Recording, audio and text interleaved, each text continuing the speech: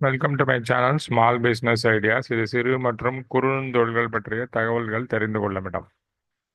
இந்த சேனலில் பார்த்தீங்கன்னா நம்ம பல சிறு தொழில்கள் மற்றும் குறுந்தொழில்கள் பற்றிய தகவல்களை பார்த்து கொண்டு வருகிறோம். அந்த வரிசையில் நம்ம இன்னைக்கு என்ன பார்க்க போறோம் அப்படின்னா, ஆயுர்வேத பொருட்கள், அதாவது மூலிகை பொருட்கள், தைலம், எண்ணெய் வகைகள் மற்றும் பொடி இவையெல்லாம் தயாரித்து மற்றும் வாங்கி விற்பதை பற்றி பார்க்க போறோம். நம்ம அனைவருக்கும் தொழில்நுட்பம் மாறிய பின் நிறைய மாற்றங்கள் கண்டுள்ளது. அதாவது நம்ம தொழில்நுட்பம் நிறைய டெக்னாலஜி அட்வான்ஸ்மெண்ட் பிறகு நம்மளுடைய வாழ்க்கை முறை மாறி இருக்கிறது.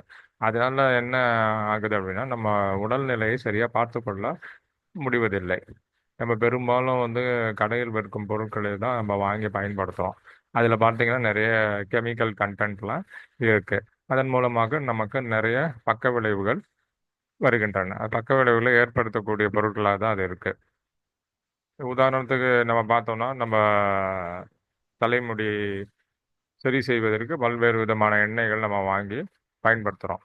அது தலைமுடி வளர்வதற்கு பதிலாக உதிர்வை அதிகப்படுத்துகிறதே ஒழித்து அது குறைவதில்லை. சாதாரண எண்ணெய்கள்.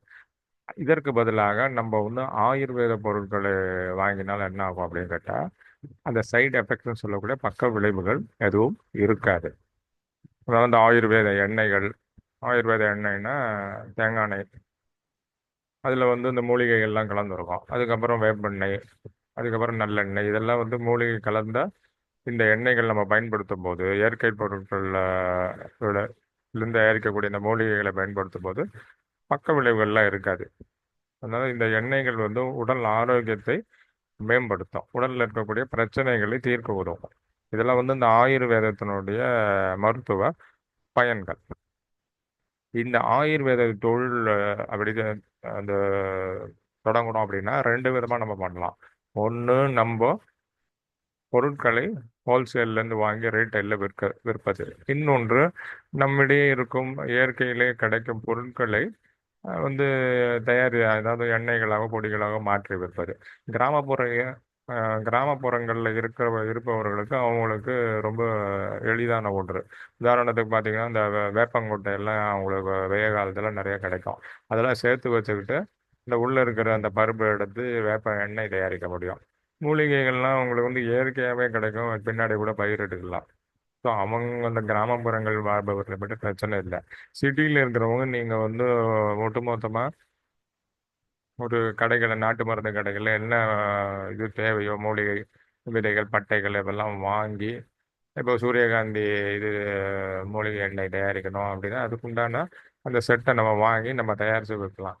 அப்படி எல்லாம் ஆயுர்வேத கடைகளில் ஒரு கொள்முதல் பண்ணும் போது கொஞ்சம் சீப் ரேட்டுக்கு ஒரு டிஸ்கவுண்ட்டில் பண்ணிவிட்டு நம்ம அதிக விலைக்கும் விற்கலாம். அப்படி 2-3 விதமாக நம்ம இந்த ஆயுர்வேத தொழில் செய்ய முடியும். வெறும் எண்ணெய்ன்னு மட்டும் இல்லாமல் பொடிகள், அதாவது மருதாணி பொடி, திரிபலா பொடி, கருவேப்பிலை பொடி, அவரி பொடி, வேப்பிலை பொடி, இன்னும் நிறைய பொருட்களை நாம் தயாரித்தோ இல்லை வாங்கியோ விற்க முடியும். இந்த தொழிலுக்கு லாபம்னு பார்த்தீங்கன்னா குறைஞ்சபட்சம் ஒரு 5000 ரூபாய் வரை ஒரு நாளைக்கு நம்ம சம்பாதிக்க முடியும். இது பெரும்பாலும் நம்ம கடை வைத்து வியாபாரம் செய்தால் இன்னும் நன்றாக நம்ம செய்ய முடியும். அப்படி இல்லைன்னா வீட்டில் இருந்தபடியே கூட நம்ம இந்த வியாபாரத்தை தொடங்கி நல்ல லாபம் பார்க்க முடியும். இதே போன்ற பல அரிய தகவல்களுடன் அடுத்த காணொளியில் நான் உங்களை சந்திக்கிறேன். நன்றி, வணக்கம்.